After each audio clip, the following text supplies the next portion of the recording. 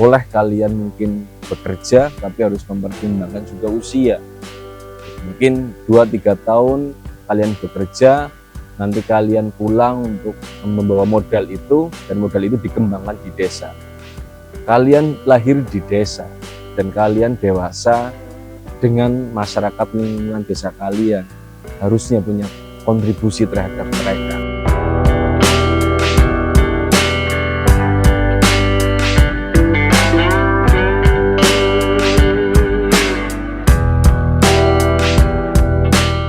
Sebaik-baik manusia adalah manusia yang bermanfaat untuk orang lain, dan bagaimana kemudian kebermanfaatan itu kita berikan kepada yang paling dekat dengan kita, yaitu lingkungan masyarakat kita. Assalamualaikum warahmatullahi wabarakatuh. Perkenalkan, nama saya Yonggi Fajar Mustafa. Kita sedang berada di Nawasena Greenhouse Melon Hidroponik yang beralamatkan di Jalan Pecarikan, RT 4 RW 5, Desa Karangnanas, Kecamatan Sokaraja. Kalau untuk usaha melon sendiri, ini sebenarnya usaha sampingan, karena saya ada aktivitas mengajar di salah satu sekolah di Purwokerto. Profesi saya aslinya jadi guru. Saya sudah mengajar kurang lebih 10 tahun.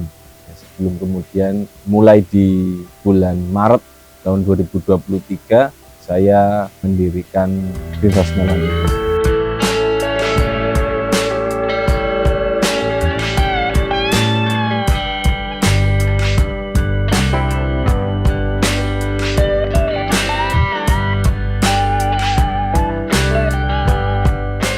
Alasan saya di pertanian, ya khususnya di hidroponik, tadinya saya sebenarnya bergerak di tanaman buah, kemudian beralih ke tanaman hias waktu COVID. Kemudian saya melihat potensi yang lain, yaitu saya melihat di Banyumas sebenarnya sudah agak banyak pertanian hidroponik. Sepertinya ini salah satu jenis usaha pertanian yang sedikit lebih menggiurkan, lebih mungkin untuk perawatannya juga lebih mudah. Akhirnya saya sendiri memilih ini.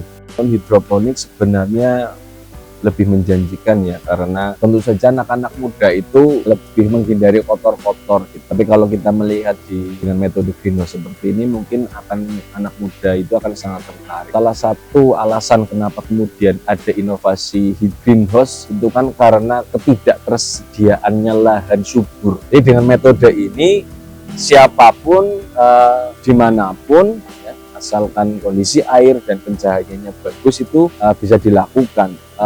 Menurut saya ke depan model-model greenhouse seperti ini akan berkembang lebih besar. Menurut saya, karena lahan-lahan pertanian itu nanti akan diganti dengan pembangunan, jadi model pertanian dengan sistem hidroponik ini akan diminati oleh para generasi muda. Menurut saya seperti itu. Nah, kalau misalkan saya saya pertimbangkan nih dengan modal sekitar 45 juta itu, mau balik modal berapa tahun, kemungkinannya besar apa kecil gitu. Nah, kalau menurut saya yang tadinya di tabula pot, di tanaman buah, ini saya hitung untuk balik modal itu sendiri 1-2 tahun itu sebenarnya kalau maksimal dirawat itu bisa balik modal. Jadi untuk tahun ketiganya tinggal menikmati hasilnya. Tentu saja kalau sudah ada rincian kayak gitu kan kita beranilah mau pinjaman ke bank, atau kita minta cari orang untuk bisa menjadi investor, itu kita bisa meyakinkan dia untuk berinvestasi.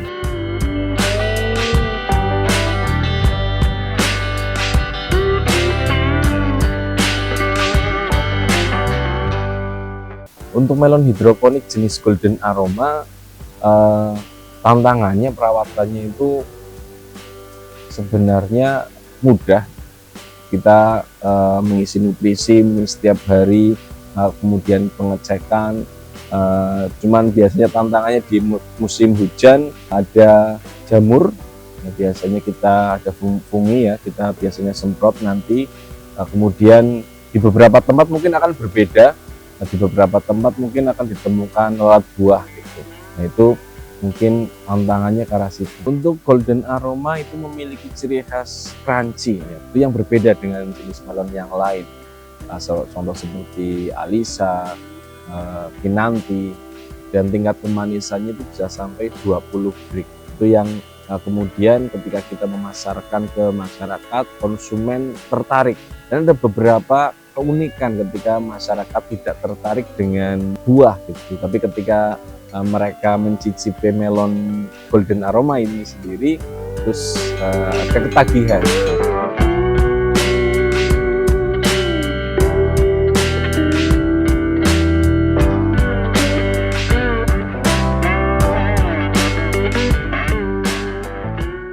Sistem yang digunakan di sini kita memakai sistem NFT ya, jadi ada paralon nanti, ada tandon air di sana, kemudian dialirkan ke paralon-paralon ini sehingga nutrisi yang terserap itu bisa maksimal. Ini berbeda dengan sistem drip, dan misalnya seperti itu. Jadi kalau sistem drip itu kemungkinan nutrisinya terbuang. Kalau dengan sistem NFT ini nutrisi terserap sempurna oleh tumbuhan atau tanaman. Dugaan saya banyak petani memilih menggunakan NFT ini karena kemungkinan perawatannya lebih mudah. Misalkan bisa jika ada halangan dia bisa ditinggal keluar kota misalnya seperti itu. Berbeda dengan misalkan sistem drip yang menggunakan polybag, itu kan harus disiram setiap hari, meskipun ada resiko yang harus agak sering ditemukan, yaitu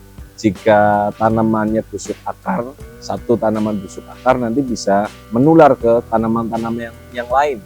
Sepengalaman saya itu paling cepat itu seminggu itu sudah, nanti tanamannya sudah hangus gitu, sudah mati. Ya untuk melon hidroponik ini sebenarnya saya berkeliling ya, untuk mencari ilmu itu berkeliling. Jadi tidak hanya lewat YouTube, tapi saya sendiri berkeliling ke beberapa petani di Banyumas gitu. Bahkan kita pernah sampai di Brebes ya, Banyumas, Brebes, Purbalingga, untuk sekedar mencari ilmu, bersilaturahmi dan mencari ilmu yang benar-benar masalah-masalah yang atau kendala-kendala yang dihadapi oleh para petani ini.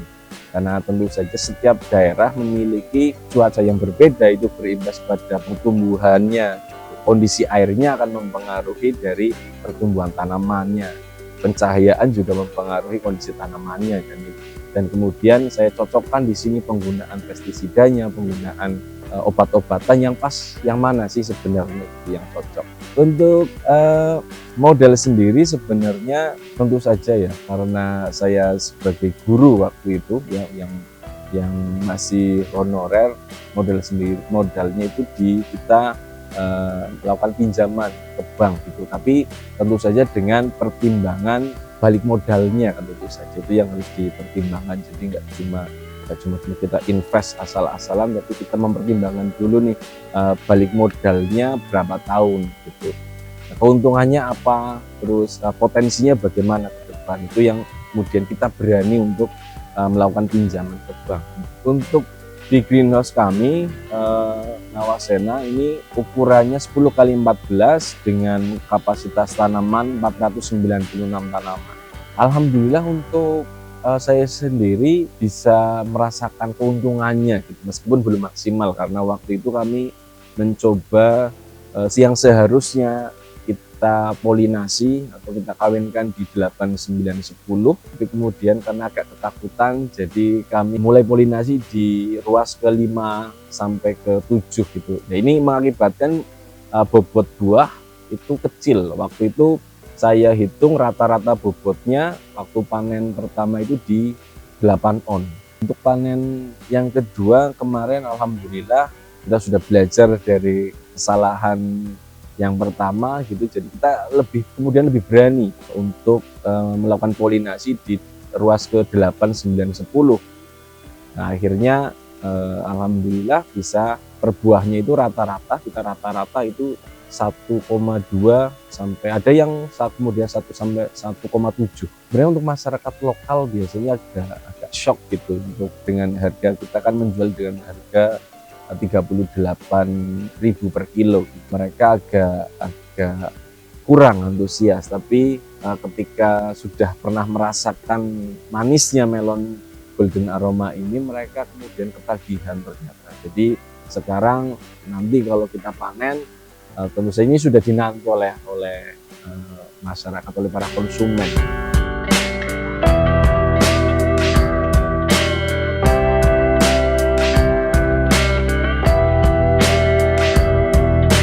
Kami biasanya menggunakan Instagram, WA, itu baru-baru ini kami untuk pemasaran lewat selebgram gitu, untuk jaringan yang lebih luas, dan alhamdulillah memang itu berdampak positif gitu untuk pemasaran kami. Jadi dari lokal kita juga pernah kirim ke Jakarta beberapa kali untuk hasil panen kami. Saya sudah berkeliling ke beberapa petani di Banyumas. Mereka itu kurang wadah di pemasarannya. Jadi tujuan saya sebenarnya tadinya adalah membangun wadahnya supaya para petani ini tidak kebingungan ketika mereka panen. Karena ada beberapa yang sudah panen bagus tapi bingung pemasaran. Nah, tujuan kami adalah memberikan wadahnya. Nah, fokusnya kemudian tadinya ke pemasaran. Jadi sudah terbentuk pasar. Akhirnya ketika kita panen, kita tinggal calling saja ke konsumen. Alhamdulillah untuk panen itu kita bisa langsung habis karena kita juga punya beberapa reseller, dan satu reseller biasanya bisa sampai 100 sampai 150 kilo. Untuk hasil dari pertanian kami di melon golden aroma, belum untuk yang lain gitu ya. Jadi rencananya kalau ada hasil yang nanti kita kumpulkan lagi, kita pengen membuat satu greenhouse lagi, sehingga untuk kami sendiri itu ketersediaannya aman, ketersediaan melon itu aman. Setidaknya ada kontinuitas dari bulan yang satu ke bulan yang lain gitu. Kalau menurut saya ketersediaan melon khususnya hidroponik di Banyumas itu kebutuhannya masih melimpah. Jadi masih banyak konsumen-konsumen sebenarnya yang belum tahu tentang jenis melon golden aroma. Mereka lebih cenderung menyamakan dengan Sakata gitu. Beberapa kali saya mencoba untuk memasarkan di toko buah, tapi mereka menolak karena mereka menganggap sama antara melon Sakata dan melon golden aroma. Padahal di melon golden aroma memiliki tekstur crunchy dan tingkat kemanisannya yang tinggi, apalagi dengan sistem hidroponik. Jadi kemanisannya bisa lebih maksimal. Jadi pasarnya sebenarnya masih sangat luas nih. Untuk khususnya di melon, untuk para pemula itu tentu saja yang pertama kondisi airnya. Jadi airnya itu harus baik ya. Kemudian kondisi pencahayaan juga harus baik, karena itu tentu saja mempengaruhi pencahayaan, mempengaruhi fotosintesis, dan itu pasti akan mempengaruhi tingkat kemanisan buahnya. Untuk pesan bagi para generasi muda, sebenarnya di lingkungan kita punya banyak potensi. Hanya saja terkadang kita lebih tertarik untuk bekerja di pabrik, bekerja di kantor. Sebenarnya kalau kita lihat di lingkungan kita, banyak sekali potensi yang bisa kita kembangkan. Salah satunya misalkan dengan model hidroponik semacam ini. Boleh kalian mungkin bekerja, tapi harus mempertimbangkan juga usia. Mungkin 2-3 tahun kalian bekerja, nanti kalian pulang untuk membawa modal itu, dan modal itu dikembangkan di desa. Kalian lahir di desa, dan kalian dewasa dengan masyarakat lingkungan desa kalian. Harusnya punya kontribusi terhadap mereka, karena kita tumbuh dan berkembang bersama mereka. Setahu saya agama mengajarkan sebaik-baik manusia adalah manusia yang bermanfaat untuk orang lain.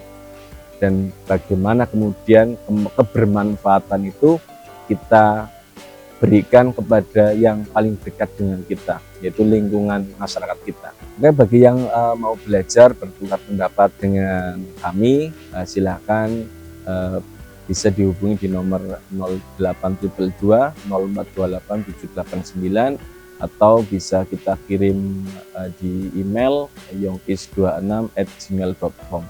Mari kita bersama-sama untuk saling berbagi, saling bertukar pikir, tukar pengalaman. Jangan lupa subscribe channel 1000 Mimpi untuk mendapatkan inspirasi dan motivasi untuk bisa mengembangkan pertanian yang ada di Indonesia. Semoga bermanfaat. Sekian dari saya. Wassalamualaikum warahmatullahi wabarakatuh.